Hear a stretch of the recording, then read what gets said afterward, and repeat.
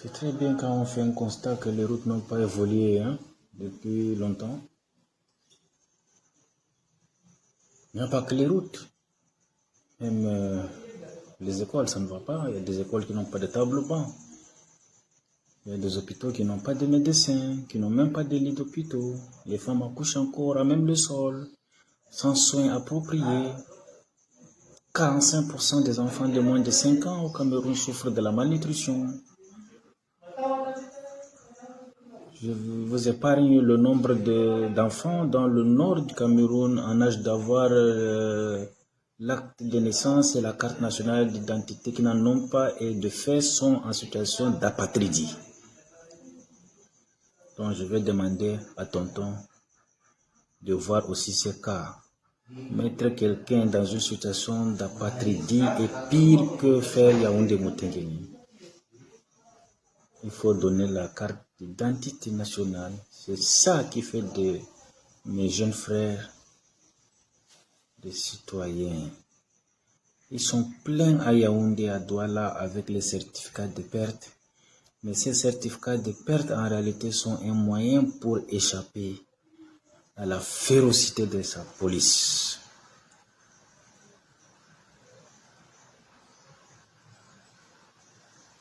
Il faut tout dénoncer le secteur tonton. Merci beaucoup déjà pour ces premiers pas. Et nous vous attendons aussi sur les autres secteurs. Mais n'oubliez pas que vous avez demandé à Bibou de venir vous voir juste parce qu'il dénonçait ça et vous l'avez arrêté, vous avez chargé avec des chefs d'inculpation et allègrement, on lui a attribué 7 années d'emprisonnement ferme devant un tribunal militaire. Ça aussi, c'est à regarder, tonton. Il faut changer. Tout doit changer. Ce n'est pas seulement l'état de la route. C'est nous qui changeons la route. Le premier facteur de la réussite d'un pays, c'est le facteur humain. Et ceux que vous avez envoyés en prison, qui ont eu 7 ans, ce sont des humains à qui vous retirez 7 bonnes années de leur vie. Ils devraient les mettre au service de l'amélioration des conditions de vie de notre pays. Merci de m'écouter. Et à votre âge, tout ce qu'on peut faire, c'est ça, c'est ce que vous faites. C'est ce que vous avez fait, c'est ce que vous avez vu. Agissez aussi pour les autres secteurs. Merci. Bonjour, notre dernière réflexion sur le type de réconciliation nationale qu'il faut au Cameroun si le pays veut vraiment chasser définitivement les rancœurs et les démons de la division. Nous avons déjà brossé la réconciliation des classes sociales entre le peuple et les dirigeants, les en haut d'en haut, voleurs, pilleurs, brimeurs et les en bas d'en bas, spoliés, marginalisés et brimés. La restitution des terres ou des terrains mal acquis avec des faux titres fonciers. Après avoir parlé ces derniers jours de cette première réconciliation, il ne nous reste que la réconciliation politique et sociologique. Commençons par le volet politique en posant le curseur sur les années de lutte d'indépendance. Il est important que ceux qui ont commis des exactions pendant cette période et qui sont encore en vie disent finalement la vérité, qu'ils demandent pardon et que justice et réparation soient faites.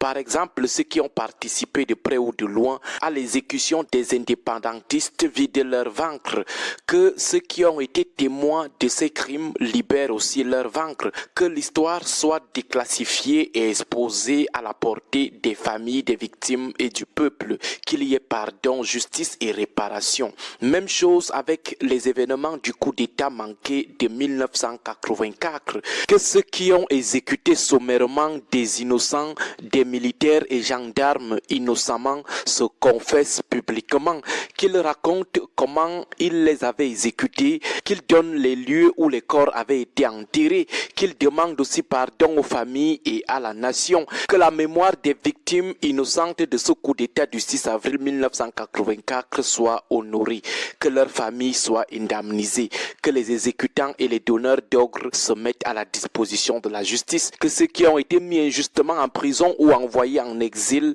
bénéficient d'une réparation, que le président Amadou Ahidjo, mort en exil après ces événements, ait droit aux obsèques officielles et que ses restes soient rapatriés ainsi que ceux des autres membres de son entourage. Toujours dans la réconciliation politique, que ceux qui ont exécuté sommairement les contestataires des années de Braise, des années des villes mortes ou des années 90 disent aussi la vérité, qu'ils reconnaissent leurs crimes, leurs exactions, leur emprisonnement arbitraire des opposants, qu'ils demandent aussi pardon, se mettent à la disposition de la justice et prennent l'engagement de dédommager les victimes avec l'appui de la nation, que les bourreaux des hommes politiques politiquement arrêtés dans les différentes phases de l'opération dite épervier, que les bourreaux des opposants bastonnés, exécutés, jetés en prison, avouent leur faute, demandent pardon et se mettent aussi à la disposition de la justice, que ceux qui ont tué Benoît Bala, Angèle Benveng, Samuel Ouazizi, Martinez Zoko et les autres sacrifiés des crimes d'État se confessent aussi publiquement, ainsi que les donneurs d'ordre.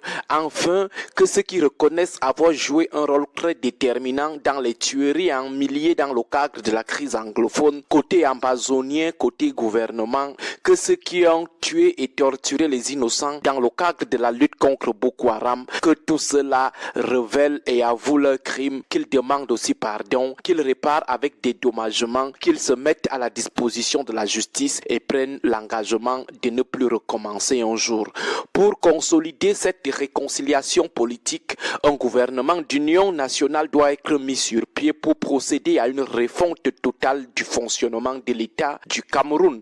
Quant à la réconciliation sociologique ou des composantes sociologiques, les promoteurs des replis identitaires et de la stigmatisation qui ont marqué l'histoire du Cameroun doivent passer publiquement aux aveux complets. Ceux ayant initié ou instigé des mini-génocides et autres tensions entre communautés soldées par des pertes en vies humaines demandent aussi pardon. Il en est de même des promoteurs de la privatisation tribale, ethnique, ethno-régionale ou ethno-linguistique des postes de nomination et d'élection de l'État du Cameroun, qu'ils se mettent aussi à la disposition de la justice avec des réparations à la clé. Concernant la dévolution du pouvoir, en attendant que la nation consolide le Vox Populi Vox Dei, avant que la nation ne consolide l'allocation équitable des ressources à toutes les régions, que la discrimination positive soit de rigueur pour arrêter la marginalisation. L'intégration communautaire doit atteindre le sommet de l'État en respectant par exemple l'axe nord-sud